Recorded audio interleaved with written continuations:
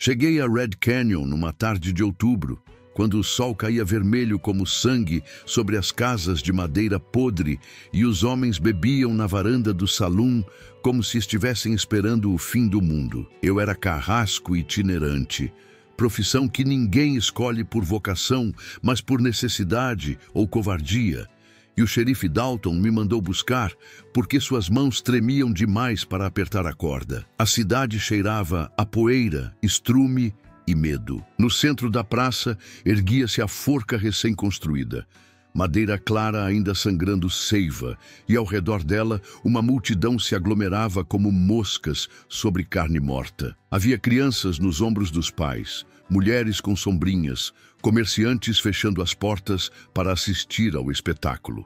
Eu vi ela então, ajoelhada na lama ao pé do patíbulo, as mãos amarradas nas costas com arame farpado que lhe cortava os pulsos, o vestido de algodão sujo rasgado na altura dos ombros. Era uma Apache jovem, talvez 20 anos, com cabelos negros colados no rosto pelo suor e sangue seco na testa onde alguém havia batido. Seus olhos eram fundos e escuros como poços sem fundo, e quando me olhou, não havia ódio neles, apenas uma tristeza antiga demais para seu corpo jovem. O xerife cuspiu tabaco no chão e me entregou a sentença escrita em papel amarelado. Assassinato de um soldado em legítima defesa considerada crime capital. Ela não falava inglês direito, me disseram, então nem teve advogado. Olhei para aquela mulher ajoelhada e algo dentro de mim se partiu como gelo fino sob botas pesadas. Quando a multidão se dispersou para jantar, deixando-a acorrentada ao poste sob o sol poente, peguei meu cantil e me aproximei. Ela me encarou com desconfiança, como animal ferido que espera o golpe final. Mas quando levei a água aos seus lábios rachados, ela bebeu devagar, seus olhos fixos nos meus, procurando entender por que um carrasco teria piedade. Eu não sabia responder. Apenas sabia que não conseguia ver aquela mulher como criminosa. Perguntei seu nome em Apache, uma das poucas frases que aprendi anos atrás de um garimpeiro. Ela hesitou, então sussurrou, Dahana, que significa aquela que cura. Eu disse meu nome, Thomas, e ela repetiu com dificuldade, fazendo soar como uma oração. Tirei meu lenço e limpei o sangue de sua testa com cuidado, e pela primeira vez desde que chegara àquela cidade maldita, vi algo além de resignação em seus olhos. Surpresa, humana, simples, verdadeira. Naquela noite, sentei ao lado da cela improvisada onde a mantinham. Um galpão de ferramentas sem janelas, e através das tábuas rachadas, perguntei o que havia acontecido. Ela falou em Apache misturado com espanhol e inglês quebrado, mas entendi o suficiente.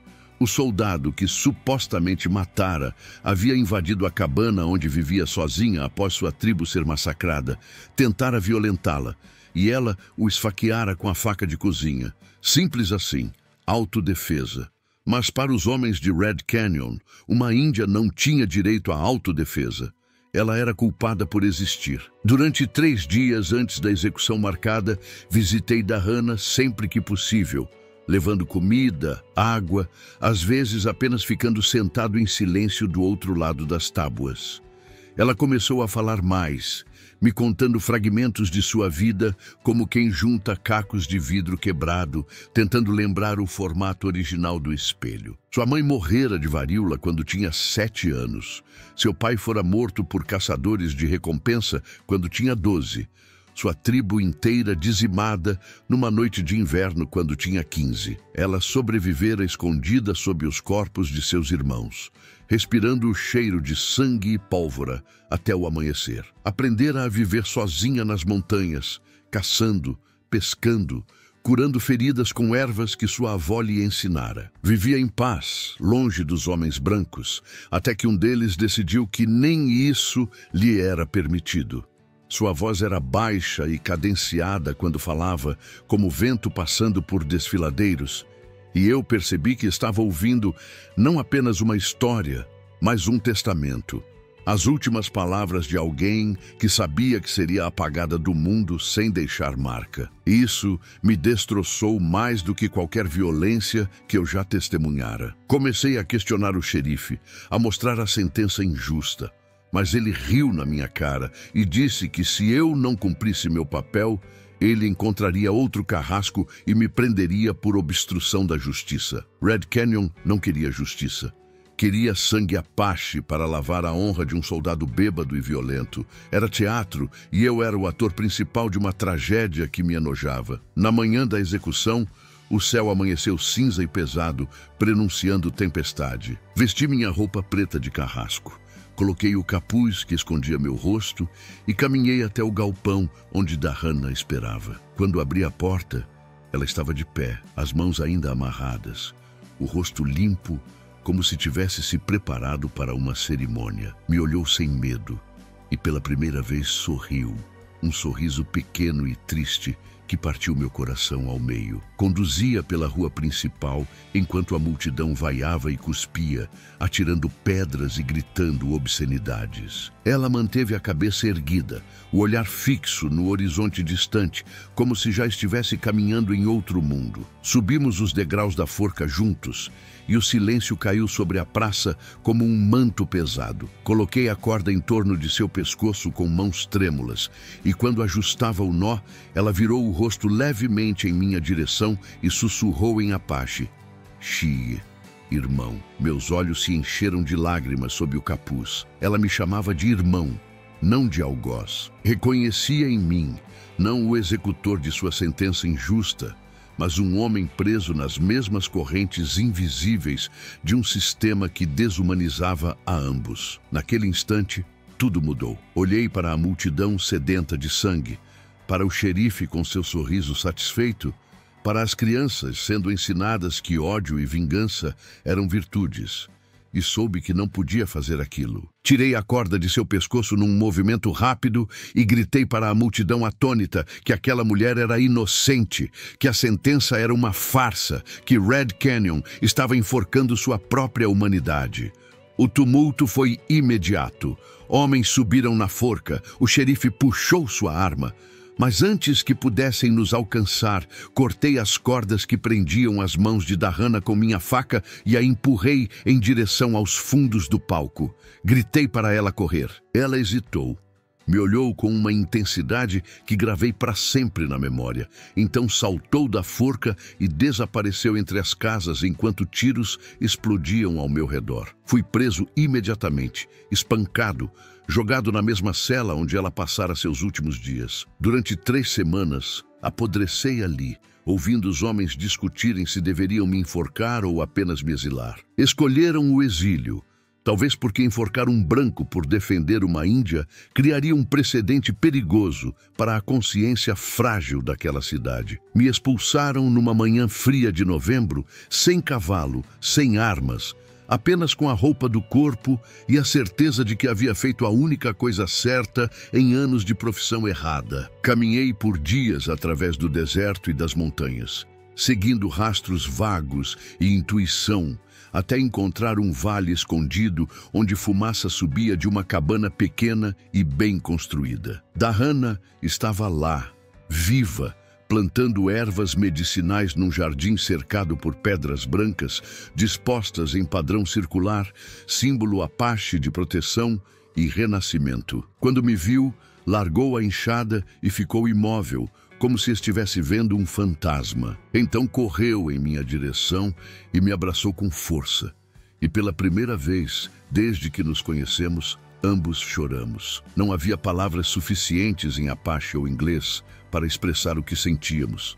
Então ficamos apenas ali, 2 sobreviventes de violências diferentes, unidos por uma escolha que nos redefinira para sempre. Perguntei se podia ficar, e ela assentiu. Construímos uma vida naquele vale isolado, longe das cidades que nos queriam mortos ou silenciados. Eu caçava, ela curava feridos que ocasionalmente encontravam nosso refúgio, índios e brancos renegados que precisavam de um lugar seguro. Com o tempo, outros chegaram, uma mulher negra fugindo da escravidão disfarçada no sul, um garoto mexicano órfão, um velho mineiro chinês expulso dos campos de ouro. Dahana os acolhia a todos, transformando nossa cabana num santuário improvisado para os rejeitados e perseguidos do Velho Oeste. Ela nunca mais usou o nome Dahana. Escolheu um novo, Ashki Bidzil, que significa pessoa forte. E era exatamente isso que ela se tornara. Anos depois, quando a ferrovia chegou perto demais e soubemos que nossa paz não duraria para sempre, Dahana reuniu todos nós e disse que era hora de tornar nosso refúgio permanente e visível. Registramos a terra em nome dela, algo quase impossível para uma mulher Apache, mas conseguimos com a ajuda de um advogado Quaker de Sacramento que acreditava em justiça de verdade. Construímos mais cabanas, uma escola pequena, uma horta comunitária. Dahana pendurou uma placa na entrada do vale, escrita em Apache, espanhol e inglês. Território livre. Todos são irmãos aqui. A notícia se espalhou lentamente. Algumas pessoas tentaram nos expulsar, outras nos ridicularizaram, mas a maioria apenas nos ignorou, o que já era uma vitória. Forasteiros começaram a aparecer procurando refúgio e Dahana nunca recusou ninguém que chegasse com respeito. Ela se tornara uma espécie de lenda nas montanhas, a mulher Apache que sobrevivera à forca e construíra um lugar onde injustiça não tinha poder. Quanto a mim, nunca mais segurei uma corda de carrasco. Trabalhava a terra, ensinava as crianças a ler, consertava cercas e telhados. Aprendi que redenção não vem de grandes gestos heróicos, mas de pequenas escolhas diárias, de dignidade e cuidado. Dahana me ensinou isso sem dizer uma palavra, apenas vivendo. Ela morreu aos 63 anos, de velhice, rodeada por dezenas de pessoas que chamava de família. No dia de seu enterro, homens e mulheres de todas as cores e línguas vieram de longe para prestar respeito. Plantamos uma árvore sobre seu túmulo, um pinheiro que ela mesma havia escolhido. E cada pessoa presente amarrou uma fita colorida em seus galhos, sussurrando promessas de continuar o trabalho que ela começara. Olhei para aquela árvore balançando ao vento e me lembrei da menina ajoelhada na lama sob a forca de Red Canyon, esperando a morte com dignidade enquanto uma cidade inteira gritava por seu sangue. Pensei em como ela me chamara de irmão, mesmo sabendo que eu estava ali para matá-la. Ela viu em mim não o que eu era, mas o que eu poderia ser, e essa visão me salvou tanto quanto minha escolha a salvou. Red Canyon virou cidade fantasma anos depois, consumida por sua própria violência e ódio. Nosso vale, no entanto, permanece. Crianças brincam onde antes só havia dor. E à noite, quando o vento sopra através dos pinheiros, ainda posso ouvir a voz de Dahana sussurrando aquela palavra que mudou tudo. Xie, irmão. Porque no fim, quando todas as cercas e fronteiras e leis injustas são derrubadas, só resta isso. A escolha diária de reconhecer a humanidade no outro, mesmo quando o mundo inteiro insiste que você é carrasco ou vítima. Nunca, irmão. Dahana me ensinou que liberdade não é apenas escapar da corda, mas recusar-se a segurar a corda para outro. E essa é a única lei que importa.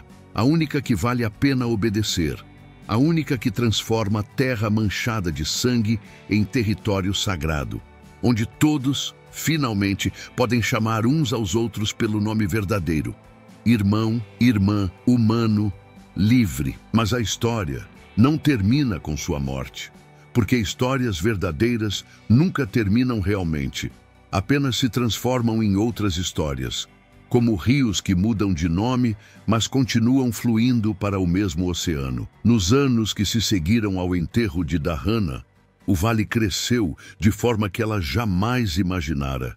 A escola pequena se tornou um prédio de verdade, com 2 professores e quase 40 crianças de todas as origens. A horta comunitária se expandiu em terraços cuidadosos, esculpidos na encosta, produzindo milho, feijão, abóbora e ervas medicinais suficientes para alimentar e curar todos que ali viviam. Construímos uma capela sem denominação específica, apenas 4 paredes e um teto onde cada pessoa podia orar ao seu próprio Deus, ou a Deus nenhum, porque Dahana sempre dizia que sagrado era o respeito, não o ritual. Eu envelheci naquele lugar. Meus cabelos ficaram brancos como neve de inverno. Minhas mãos se cobriram de cicatrizes de trabalho honesto. E cada manhã acordava grato por ter escolhido a corda certa para cortar naquele dia distante em Red Canyon. Houve tentativas de nos destruir, claro. Um grupo de vigilantes tentou incendiar nossas cabanas numa noite de julho, mas encontraram resistência organizada. Homens e mulheres armados não com ódio, mas com determinação silenciosa de proteger o único lugar no território onde suas vidas tinham valor. Os vigilantes recuaram quando perceberam que não lutávamos por conquista, mas por existência. Um especulador de terras de São Francisco tentou reivindicar nosso vale através de documentos falsificados. Mas o advogado Quaker, que nos ajudara anos antes, voltou, agora velho e curvado, mas ainda firme em sua convicção, e desmontou a fraude em tribunal. Um missionário metodista chegou certa vez exigindo que convertêssemos as crianças indígenas e foi educadamente, mas firmemente convidado a partir quando recusou aceitar que salvação já existia ali em forma de comida compartilhada e trabalho digno. Cada tentativa de nos apagar apenas fortalecia nossa resolução. Éramos como o pinheiro sobre o túmulo de Dahana, que crescia mais forte quanto mais o vento tentava arrancá-lo. Com o tempo, comecei a escrever. Nunca fui homem de letras, mas senti a necessidade urgente de registrar a história de Dahana. Não a versão mentirosa que Red Canyon tentara escrever com sua sentença de morte, mas a verdade completa e complexa de quem ela realmente era. Escrevi em cadernos baratos, comprados por correspondência, à luz de velas e lamparinas, reconstruindo cada conversa, cada gesto, cada momento de humanidade compartilhada. Escrevi sobre o dia em que ela me ensinou a identificar ervas medicinais, suas mãos calejadas tocando as plantas com reverência maternal. Escrevi sobre a noite em que ela me contou as histórias de seu povo, lendas de criação e transformação que faziam o mundo parecer maior e mais misterioso. Escrevi sobre como ela ria, um som raro e precioso como água em deserto, geralmente provocado por alguma tolice de criança ou pela teimosia obstinada de alguma cabra que se recusava a ser ordenhada. Escrevi tudo porque sabia que testemunho é a única arma verdadeira contra esquecimento. E esquecimento é o que homens poderosos sempre usam para enterrar seus crimes. Quando terminei, tinha 300 páginas manuscritas que dei a uma jovem professora chamada Sarah, filha da mulher negra que chegara fugindo anos antes. Sarah tinha estudado em Sacramento e voltara ao Vale para ensinar, e prometeu que um dia faria aquelas páginas virarem livro impresso, para que a história de Dahana pudesse viajar além das montanhas. Não sei se isso aconteceu. Sarah partiu para a cidade grande com meus cadernos em 1891 e nunca mais a vi. Mas gosto de imaginar que em algum lugar, em alguma biblioteca empoeirada ou na casa de algum desconhecido, a história de Dahana permanece viva em tinta e papel, esperando para lembrar alguém de que justiça e misericórdia não são apenas palavras bonitas, mas escolhas concretas que fazemos quando ninguém está olhando. Morri em 1894, aos 72 anos, numa tarde tranquila de primavera. Estava sentado sob o pinheiro de Dahana, ouvindo as crianças brincarem perto do riacho, quando senti meu coração começar a falhar, não com dor, mas com uma espécie de cansaço profundo e satisfeito, como alguém que carregou um peso necessário por tempo suficiente e finalmente pode pousá-lo. Minhas últimas memórias conscientes foram da luz filtrada através dos galhos do pinheiro, das fitas coloridas balançando na brisa, e da voz de Dahana sussurrando em minha memória aquela palavra que me redefinira, Xie, irmão. Fechei os olhos sorrindo, sabendo que havia transformado minha vida de tirar vidas em uma vida de preservar vidas. E que essa transformação, por mais imperfeita e incompleta, era suficiente. Me enterraram ao lado de Dahana, sob outro pinheiro jovem.